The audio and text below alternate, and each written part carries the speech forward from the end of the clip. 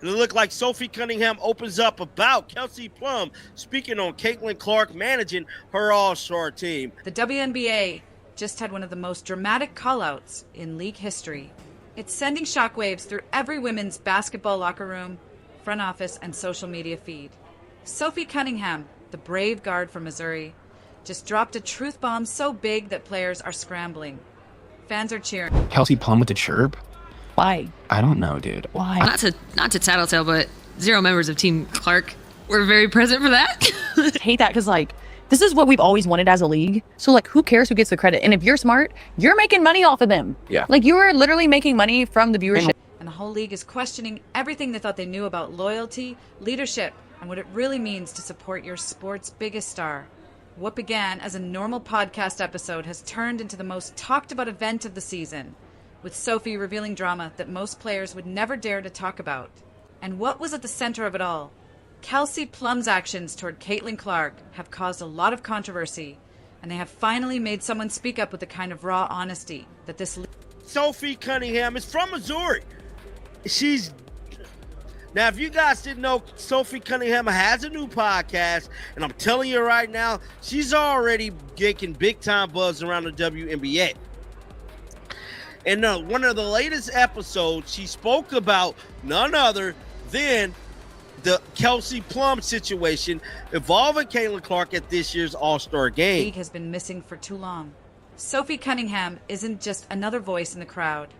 This Missouri native has established her name on being straightforward, no nonsense, and fully unafraid to speak out what others won't even murmur about. When she started her podcast, Show Me Something, no one thought it would be the place where one of the WNBA's biggest secrets would come to light. But that's exactly what happened, and the ramifications are still being felt throughout the basketball world. It really, like, pisses me off when people are like, she's not the face of the league.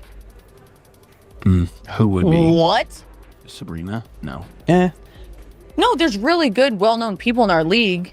I'm not discrediting them. Like, we have a lot of badasses in our league. Yeah. Like, hell yeah to that. I'm all for that. But when people try to argue that she's not the face of our league, Yeah. or if our league would be where we're at without her, you're dumb as Yeah. You're literally dumb as Timing couldn't be better or more revealing. Here's a player who's observed from the inside as the league has grappled with its connection to Caitlin Clark, the phenomenon who single-handedly changed women's basketball from a fringe sport to must-see television.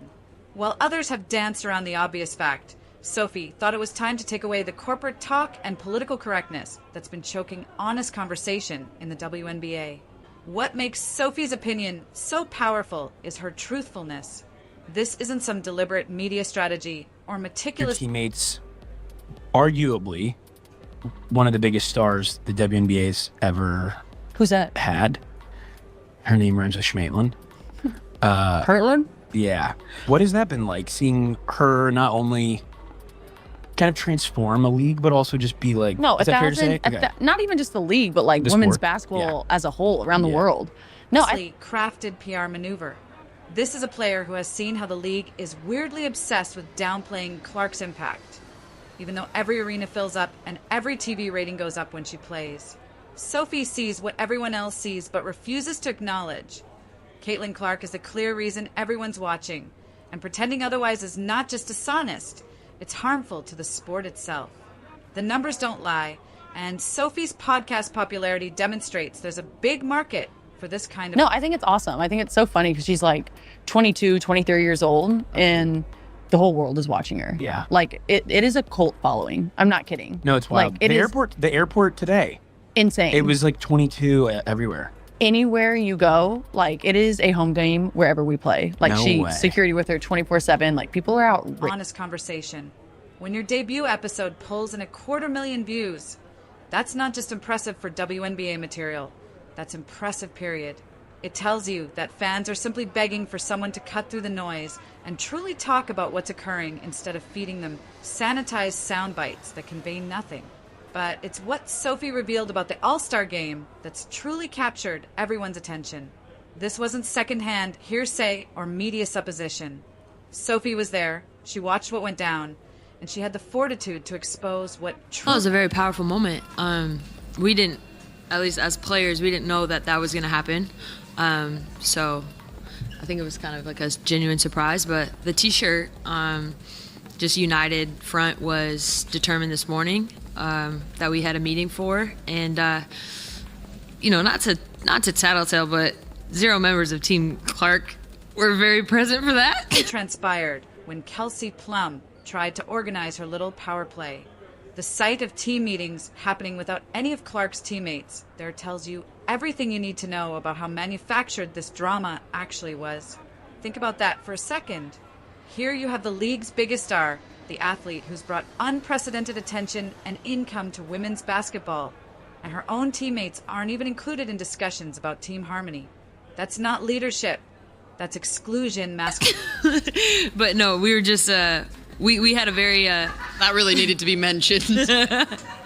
I'm trying to make a situation light, okay? But yeah, no, I think it was just all of us getting on the same page for the game. We wanted to do something that was just united and collective, and I thought that it was a very powerful moment and got the point across. And, sometimes you don't have to... Creating a strategy. And Sophie called it exactly what it was. A setup designed to make Kelsey look like some kind of voice of reason while undercutting the very person who's improved everyone's reputation. The All-Star game itself became this odd spectacle where the league couldn't determine whether to embrace or reduce Clark's significance. Fans voted her in as a starter in her freshman year, which should have been praised as confirmation of her tremendous connection with the public. Instead, it provided another opportunity for select actors to manufacture unnecessary drama and try to control a narrative that was already abundantly evident to anyone paying attention. What's even more frustrating is how obvious the business case should be. Sophie nailed it when she pointed out that smart players are making money off Caitlin's viewership. This isn't some abstract concept or feel-good philosophy. This is cold, hard economic fact. The WNBA has been suffering for exposure and financial stability for decades, operating at a loss while competing for scraps of media attention and corporate support. Then suddenly, like a gift from the basketball gods, they receive this transcendent talent who attracts big crowds, television ratings, and mainstream media coverage everywhere she goes. The logical response from any rational person would be gratitude, joy, and a resolve to build on that success. Instead, too many players and league officials have handled Clark's popularity like some kind of threat to be contained rather than a chance to be embraced. The attendance stats convey the whole tale. Games starring Caitlin Clark typically draw much greater numbers than games without her. Television ratings jump every time she's playing. Social media interaction explodes around her concerts. These aren't thoughts or subjective judgments. These are measurable facts that should make everyone in the league pleased about their good fortune. But instead of embracing this unparalleled success, you have players like Kelsey Plum getting caught up in ego-driven power conflicts that serve no one's interests.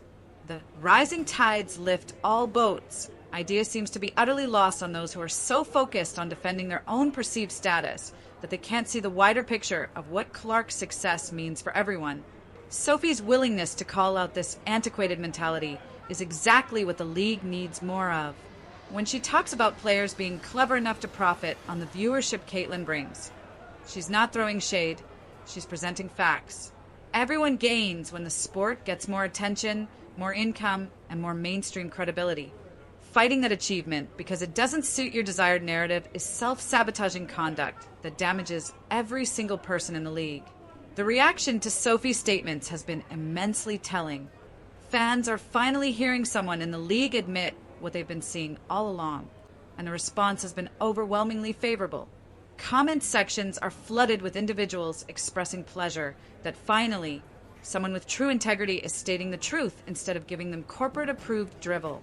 Meanwhile, the silence from other players speaks loudly. Usually when someone makes contentious words in the WNBA, you get rapid responses, clarifications, and counter-arguments. But Sophie's views have been received with telling quiet from the very people who should be defending their beliefs. That quiet shows they realize just how correct her evaluation actually is. What makes Sophie's perspective even more relevant is that she's not playing favorites or preserving personal ties. When she called out Nafisa Collier for making nasty comments about the Clark situation, she proved she's prepared to criticize players regardless of where they're from or what ties they might have. That's the kind of honest evaluation the league sorely needs more of. The difference between how Sophie's squad handles hardship with how certain players handle Caitlin's achievement is stark. When Sophie talks about her teammates pulling together during difficult circumstances and trusting each other under pressure, it underscores exactly what's been missing from the bigger league debate. Real leaders appreciate brilliance and accomplishment because they understand it makes everyone better. Instead, too many veteran players have acted like jealous teens, generating manufactured drama around someone who should be recognized as the best thing to happen to women's basketball in years.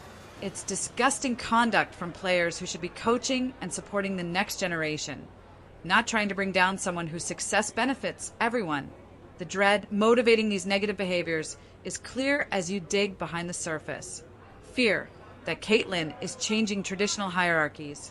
Fear that she's gaining attention that was previously dispersed differently. Fear that the traditional ways of doing things aren't working anymore. But that fear is blocking gamers from realizing the amazing opportunity that's sitting right in front of them. Sophie's study extends beyond just individual player behavior to reveal systemic concerns with how the league views success and star power. When she talks about the need for true communication and improved execution, she's really talking about the league's failure to capitalize on the biggest chance in its history. The most effective component of Sophie's message is her emphasis on honesty over politics. In a league that's often been criticized for favoring image control above actual discussion, her willingness to talk frankly about what she's experienced gives a welcome alternative to the normal corporate language that fans have grown to tune out.